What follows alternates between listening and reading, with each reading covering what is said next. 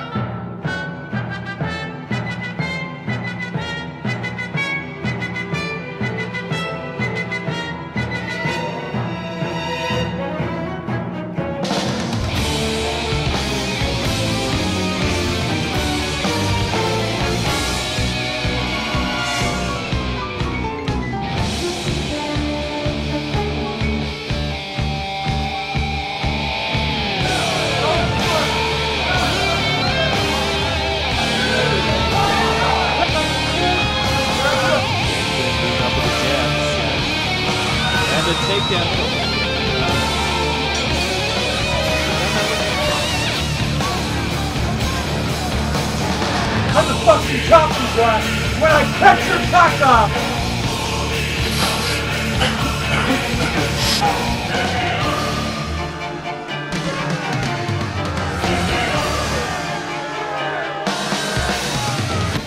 And I'm not even thinking about it. I'm gonna fucking punch you. You step off on me and you're getting bloody, you know? And I'm not Cary Grant.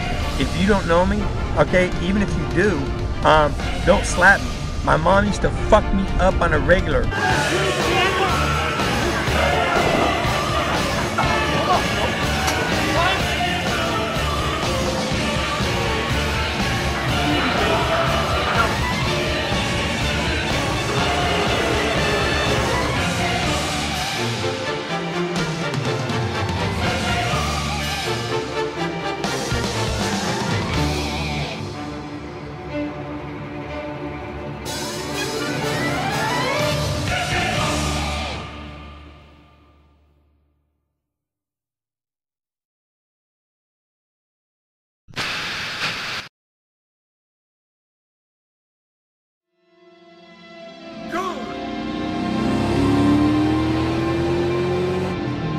Just like this motherfucking car, bitches! Motherfucker! Dan Quinn is back, bitch! Do you think it's cruel and unusual punishment to force somebody to live inside a refrigerator? Do you? You know, what? Busy. Be there in a second. Taking a long shit. Imagine living in the perfect world where a natural sweetener cures all health problems, boosts its consumer to their peak performance in the streets and in the sheets, and gives you the advantage in every fight like by means of snorting it.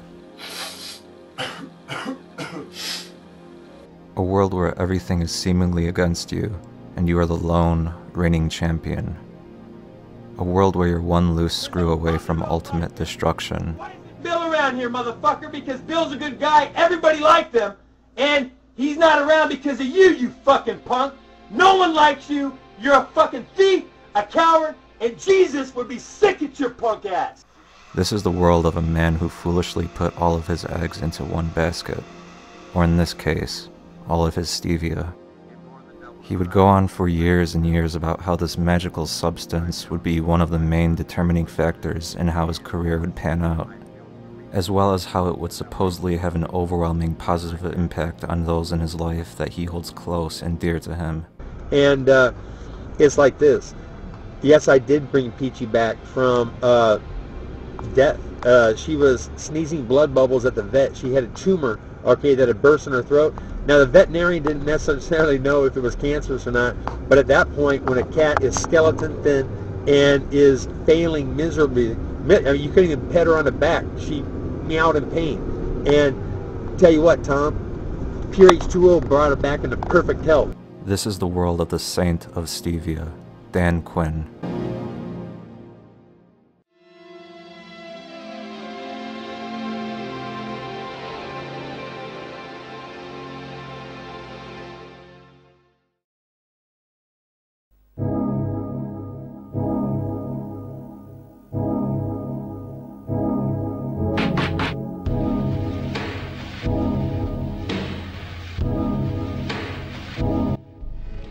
To start things off, let's go back. Let's go far back into the 80s and 90s, where Dan sprouted his athletic career. Dan Quinn was born in San Diego, California on June 23, 1967. He's a retired professional athlete whose career involved mixed martial arts, boxing, and college football. His debut in sports came about after graduating San Diego High School in 1985, where he then attended the University of Notre Dame the following year until 1987. During this time frame, he briefly played football, which is shown in an 11-minute clip narrated over by Dan, where he explains details about his former coach, Lou Holtz, and his thoughts on why Lou had fixed the game by means of point shaving. Dan, do you think they knew that they were funding what potentially could be a crime and send Lou Holtz into Obscurityville and potential prison? The following is proof that Lou Holtz is price fixing, game fixing the points. Notice that Pittsburgh is deploying before we are, okay? We're scrambling, running around. And you know what? The reason is because Fazio has decided to say, fuck you, Lou Holtz. I'm supposed to stay home and look for a sweep. Everybody in the stadium knows they're going up the middle. The quarterback's already done a quarterback sneak, so there's precedent for it. And what I do is I look at his feet, and they don't go sideline to sideline. They go vertical, okay?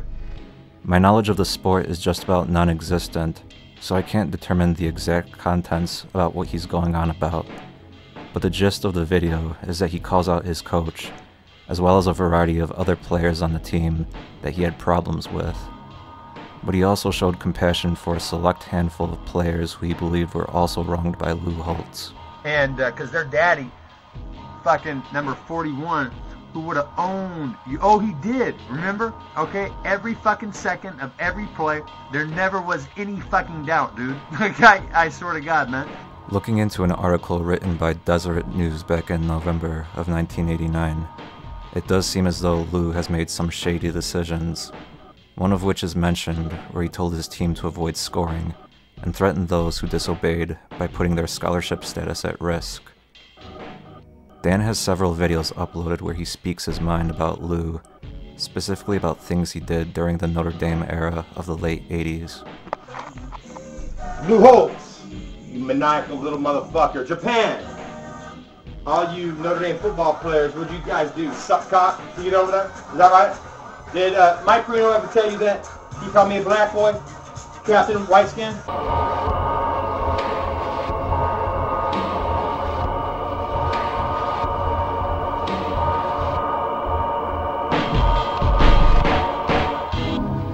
The football era was short-lived. Shortly after being fired from the Notre Dame team, Dan leaps into another fairly short-lived career where he takes up boxing. It is mentioned on his Wikipedia page that he was a multi-time champion in the annual Bengal Bouts, which is an annual charity tournament hosted by the Men's Boxing Club of the University of Notre Dame.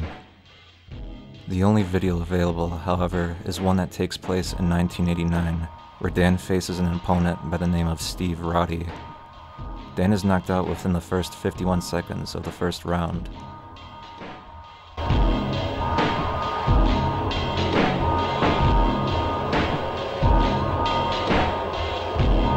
Being that these weren't professional fights, they weren't counted in his overall boxing record, which from what I managed to gather, only consisted of one draw in 1998 against Joe Gray. His boxing and football career both took place before he started using the ultimate weapon that he would remain loyal to this day. A white, powdery substance that he swears by, and would give him power, sexual prowess, and the youth of a man in his prime. This substance wasn't something along the lines of cocaine, or some strange dust you'd extract from a suspicious capsule, but a glucose substitute popularly used all around the world in drinks, desserts, and so forth, known as stevia.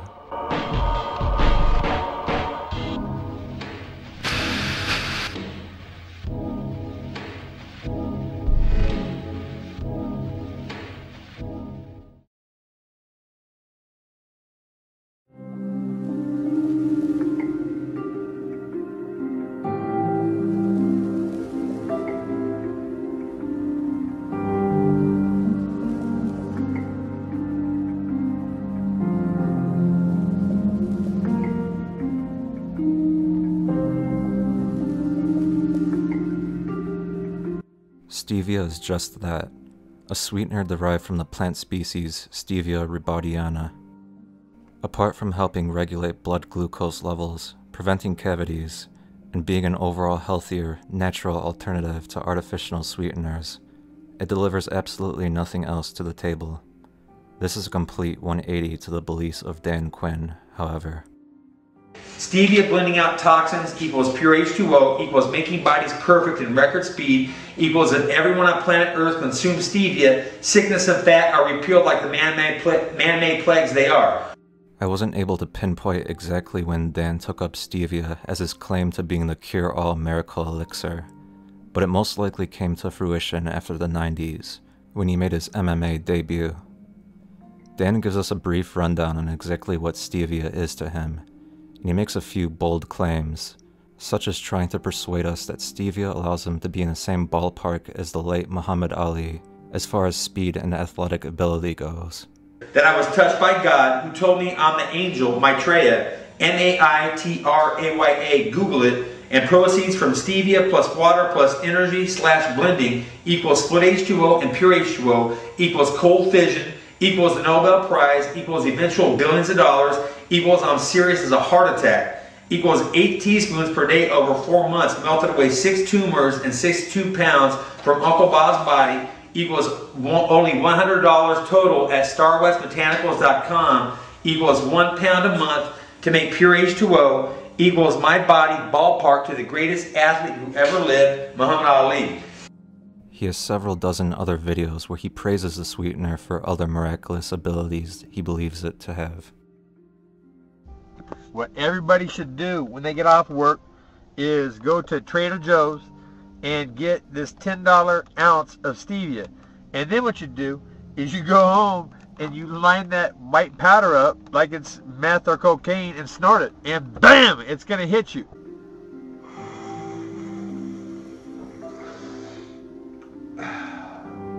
And then, if you want to get really creative, what you can do is get a plastic baggie and put some stevia in there, and then dust some weed, and then roll it into a little ball, and fucking smoke it, and oh my God, Shazam! You know what? It is a fact and not fiction, that smoking stevia will end the crack cocaine problem in the United States, literally overnight.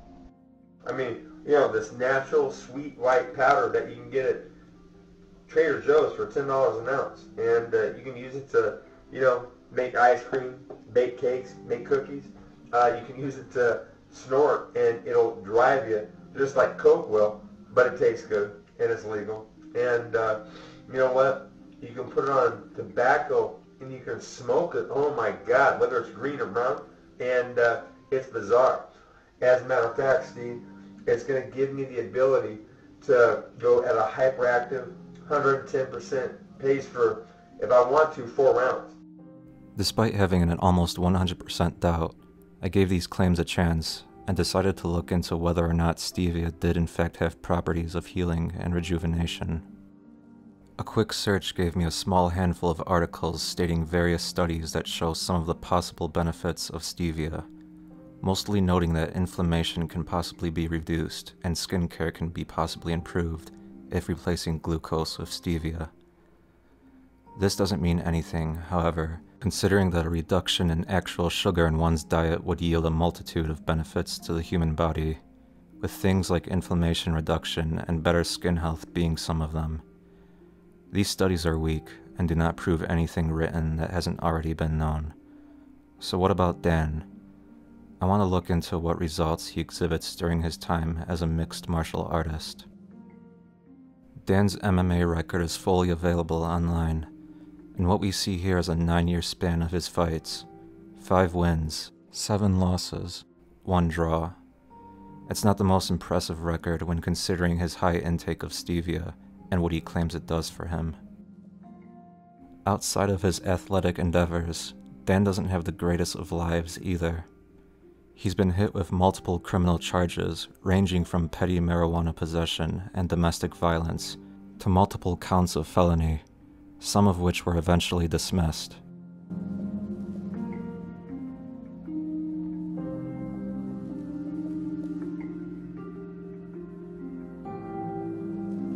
Dan's no stranger to drugs either, and has consumed meth, cocaine, and many other drugs under the sun.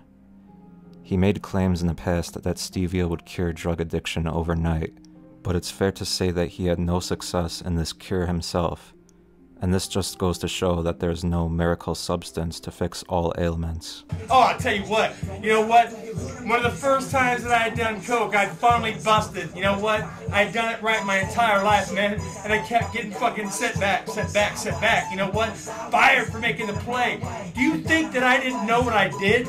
It was the same goddamn thing when I walked in front of that table of black guys at RCCC and changed the dynamics and turned Dan Quinn into a motherfucking god, bitches. Know this. Who is gonna out there do what I did? I'd had enough, man. And you know what? Thank you, Notre Dame. Thank you. Oh, man, I remember. It was humiliating. Oh, my God, man. I mean, Dan Quinn fucking failing on an epic scale like that, it had never fucking happened before. You know what? I had triumphed everywhere and everything that I had done. During the times of BS, before stevia, and AS, after stevia, there's nothing of interest that is displayed to prove Dan's bizarre claims in either period. He is forever mocked by all of those around the world familiar with him, such as guests shown here on the Joe Rogan podcast, who mention him briefly. You could snort stevia. Yeah, you can if that Dan dude. Quinn. Yeah, and remember Diego Sanchez got really into that for a while? What? With Dan Quinn, right? Yeah, It was Diego Sanchez protege. got really into Dan Quinn's stevia thing. Like he was going to melt fat with stevia and cure cancer and go to the moon. Like Yeah, this there's a guy out there, his name is Dan Quinn, who believes that stevia can change the world. Tell me how that big brown Well, stevia is. Good for him.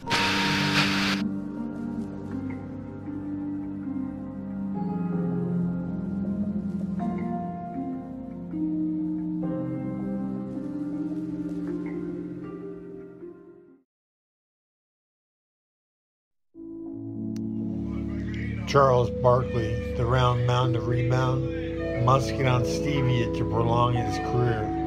He is dangerously overweight, and if he doesn't stop doing what he's doing, he's probably going to have a heart attack and die early on us. So Charles Barkley, get on stevia, lean down, become a part of the lean, mean stevia machine. In modern times, Dan further displays his bizarre characteristics after retirement. Many videos can be found of him calling out a multitude of people and challenging them to fistfights. Okay, well, I will. And you know what? Where do you fucking think you get off, motherfucker? Asking Carsons about me and my fucking kids. How many kids do you got in Europe, motherfucker? Huh? I don't have any illegitimate kids, bitch! What does Jesus say about that? Huh? Or verbal fights with a girl he's associated with that goes by the name of Treba. And they're looking at getting a settlement from Fred Riva. You know, Fred Riva? Yeah, Fred Riva is the guy that handcuffed me to a tree, all right? Oh, this is your uncle. Yeah, Uncle Freddie. And he's such a wonderful guy. Years of hard drug use start to show their effect on Dan's psychological state, and the majority of these videos exhibit him talking complete nonsense at high speeds. His suspicion about other people, his jumbled thought process, and delusions of Stevia all seem to be the result of possible schizophrenia and mania, perhaps manifesting from his hard drug use. Know this, you better get Stevia fucking famous or have Skip hire a prostitute and play the violin. Okay? I'm exploding out of there, my nigga. I'm the guy that caught niggas from behind, dude! Cool, so you're gonna give me my 30-day notice to move because I talk about getting handcuffed when I'm 8 years old for 4.5 hours. Well, I should take some more hits because I'm getting fucking spun. Dan still uses Stevia as a means to make a name for himself, and even goes to address Mark Cuban and ask to be on Shark Tank as a means of explaining his discovery of mixing the substance with pure H2O and activating it in a way to make it a more powerful stimulant than cocaine. Mark Cuban, I want to be on Shark Tank, if it's even still on TV. I don't know, I don't watch it. But Stevia blended with water, you see a lot of soap float at the end of the blend. Get all that soap out. Cancerous cats that are 17 years old and about to be put to sleep lap themselves into perfect, absolute, glorious health. 3 months into it and lived till 19. My uncle lost 6 breast tumors, 67 pounds of flabby fat, and type 2 diabetes in 4 months. And I'm saying that big blenders all over the United States, blending stevia and water, removing all the toxic shit out of our environment that we're pouring down the sink and the drain. Warning, danger, caution, toxic, will kill you and make you sick. It will lead to the most profitable drink in the history of this planet. Pure H2O acts like the fountain of youth. I have all the proof, and I want to come on to your show and prove it. On top of this, he explains the violin technique that he uses on women, which involves a hand act involving one hand pushing down on the woman's abdomen, while the other hand is used to insert inside of the woman in a very specific way to achieve mass sexual orgasm. It's like this. I discovered the fountain for orgasm for women, my nigga, okay? And we're gonna shoot a video real soon. And what I'm gonna do is I'm gonna stick my fingers inside her vagina, and you know that little trigger kinda, okay? The back of the, pubic bone? And then on up into the lower part of the G-spot area. I'm gonna kinda like trigger it, you know? And I'm gonna maybe press down on her stomach, okay, like this, in a violin type motion. It was renamed the Levitator in Worcester, Massachusetts. What's up, my niggas? Are we still friends? He puts all of the credit for his supposed sexual charge and youth in Stevia. In the very same video towards the end, he calls out Joe Rogan and challenges him to a fight.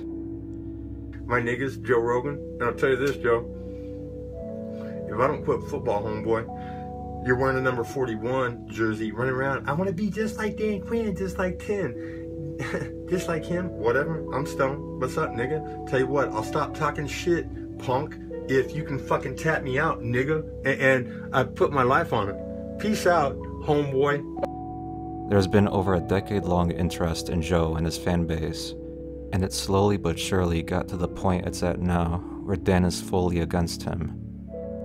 Joe has put little to no attention on Dan, but the fan base of Joe would continue to anger Dan and shoot down his opinions. Nothing seems to have actually brought them together to properly speak with one another. In the year 2020, signs of Dan's internet presence has been scarce. His current profile last had an upload from 10 months ago, and he doesn't seem to frequent any other sort of social media websites. These videos showcase an older, rundown version of Dan, where he continues to swear by the positive effects of Stevia, and mumbles and slurs the majority of his words while doing so. What you're drinking at the end of the blend, you know, there's this huge layer of soap, and it's what's making people stink because it's in the water and in the food that we eat. And there will be a time, if things go right, because I'm going to be rich from a liquid that brought Peach the cat back from certain death. This seems very similar to the way a mentally ill man by the name of Terry Davis would slur his words toward the end of his life. Well, I'm King Terry, and learned how to purify myself in a horribly impure environment. It's pretty rough living homeless and in a... Like Terry, it's most likely the case that Dan is experiencing a manic episode and his thoughts are multiple steps ahead of the rest of his body. Due to the bizarre nature of his videos over the last 10 years and jumbled thought process, it would have been very difficult to pull together coherent thoughts of his and do a proper biography of his personal life outside of his career. Most of his videos ultimately end up being an advertisement for Stevia, or a disgruntled rant he has about a specific person that he's willing to partake in hand-to-hand combat with. Teddy Stamatella, his own brother don't like him! Why isn't Bill around here, motherfucker? Because Bill's a good guy, everybody liked him, and he's not around because of you, you fucking punk! No one likes you, you're a fucking thief, a coward, and Jesus would be sick at your punk ass! All in all, Dan lives to fabricate claims about Stevia and hopes to make a quick buck out of possible sponsorship, but his inability to deliver the very things that he preached as a result of his Stevia use ultimately led him to an existence of pain and denial. Much like his hopes and dreams, Dan has faded into obscurity with time, and decades of his journey is documented across the internet for all to see.